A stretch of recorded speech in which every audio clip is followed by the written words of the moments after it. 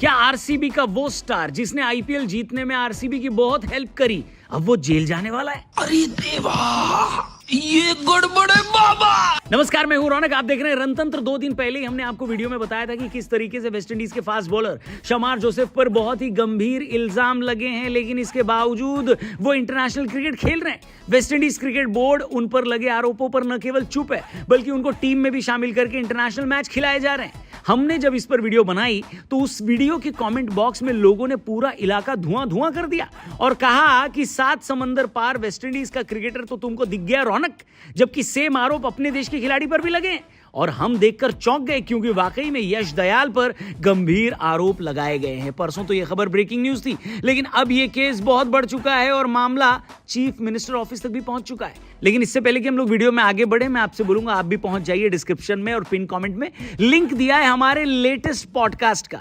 अपने कल्चर पे और इंडियन नॉलेज सिस्टम पे इतना इंटरेस्टिंग पॉडकास्ट आपने नहीं देखा होगा। बहुत कुछ सीखने को मिलेगा आपको हमारे गेस्ट राघव कृष्णा से, इसलिए जरूर देखना और अपने दोस्तों से भी इस पॉडकास्ट को जरूर शेयर करना। हमारे टीआरपी चैनल यानी द रौनक पॉडकास्ट चैनल पर यह पॉडकास्ट आ चुका है। वीडियो में फिलहाल आगे बढ़ते हैं, बात करते हैं यश दयाल की। जी हां, खबरों के हिसाब से यश पर एक 27 साल की महिला ने फिजिकल और मेंटल असॉल्ट का केस दर्ज कराया है। महिला गाजियाबाद की है और कंप्लेंट में उन्होंने यह कहा है कि यश ने उनके साथ शादी का वादा किया था।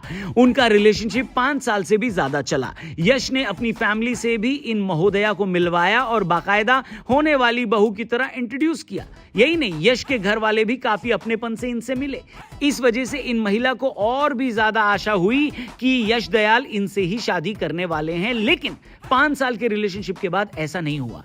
यही नहीं, कंप्लेंट करने वाली महिला ने कहा है कि उनके पास सारे सबूत भी हैं और तो और यह भी बोला गया है कि इस तरीके से और भी कई महिलाओं के साथ यश दयाल रिलेशनशिप में रह चुके हैं। पीड़ित महिला को यह बात बाद में पता चली, उन्होंने कहा, और उन्होंने यश दयाल से जब यह पूछा तो उन पर रिपोर्टेडली अत्याचार किया गया।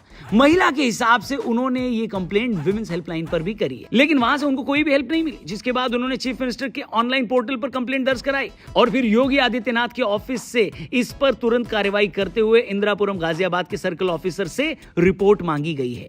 इस रिपोर्ट को मुख्यमंत्री ऑफिस में सबमिट करने की आखिरी तारीख 21 जुलाई बताई गई है। 18 साल बाद आईपीएल जीतने के बाद आरसीबी की मुसीबत की लिस्ट में ये लेटेस्ट मुसीबत है। फिलहाल आरसीबी या फिर बीसीसीआई मैनेजमेंट का इस मामले पर कोई भी बयान या रिएक्शन सामने नहीं आया है। आरसीबी का सोशल मीडिया तो चिन्नास्वामी के बाहर हुई भगदड़ के बाद से ही इनएक्टिव पड़ा है और सुनने में आया है कि आरसीबी के सोशल मीडिया मैनेजर उस भगदड़ की वजह से खुद जांच के घेरे में हैं। यही वजह है कि आप उनके इंस्टा अकाउंट को एक्टिव नहीं देखेंगे। लेकिन अगर यश दयाल मुसीबत में फंसे तो अगले साल आरसीबी भी मुसीबत में फंसेगी, क्योंकि आईपीएल जिताने में यश दयाल का बेहतरीन रोल था।